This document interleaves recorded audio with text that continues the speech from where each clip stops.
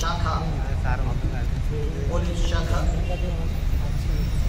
వారికి లీడ్ చేస్తున్నారు శిక్షణ గారు. వారు sub inspector sir. Okay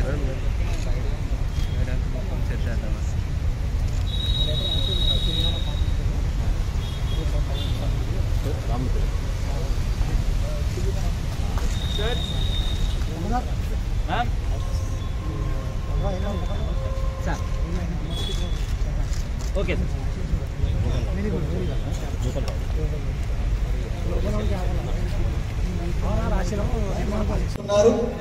Telangana భవతీయ వైప్లవ సంచలనం మోసుకపోవలేదు అని ఆ దాశరథి గారు నినదించారు.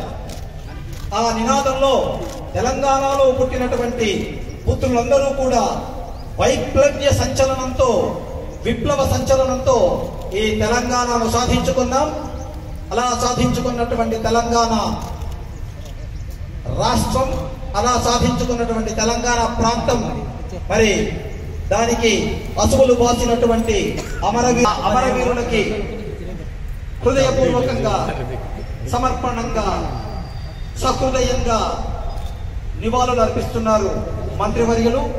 వారితో పాటు మన ప్రజా పరిపాలన అధికారులు అందరూ కూడా, అలాగే కలెక్టర్ మేడం గారు, వల్లూరి క్రాంతి ఐఏఎస్ గారు, శ్రీమతి వల్లూరి క్రాంతి మేడం గారు ఐఏఎస్ గారు, అలాగే మరి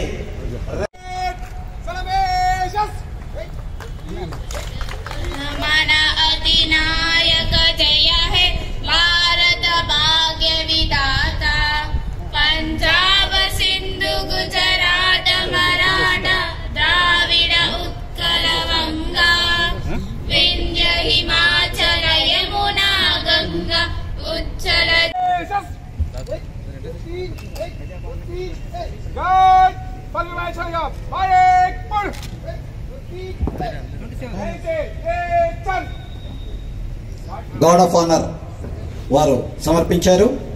ఇప్పుడు జాతీయ గీతం పాడినటువంటి పిల్లలకు మంత్రివర్యుల గారి కరకమలంలో మీదుగా వారికి చిన్న బహుమతులు మంత్రి గారు అందజేస్తున్నారు.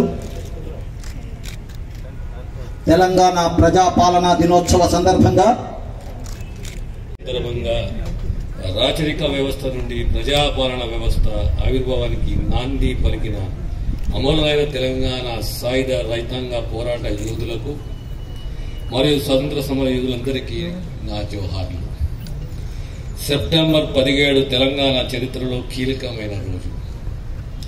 నిజాం పాలిత ప్రాంతమైన హైదరాబాద్ సంస్థానం భారత యూనియన్లో చేరి నేటికి 76 సంవత్సరాలు పూర్తి చేసుకుని 77వ సంవత్సరంకి అడుగు పెడుతున్న సందర్భంగా హాజరైన ప్రజాప్రతినిధులు, అధికారులు, అనధికారులు, పాత్రికేయులు, ఉద్యమకారులకు, కార్మిక, కర్షక, విద్యార్థినులకు, జిల్లా ప్రజలందరికీ శుభాకాంక్షలు.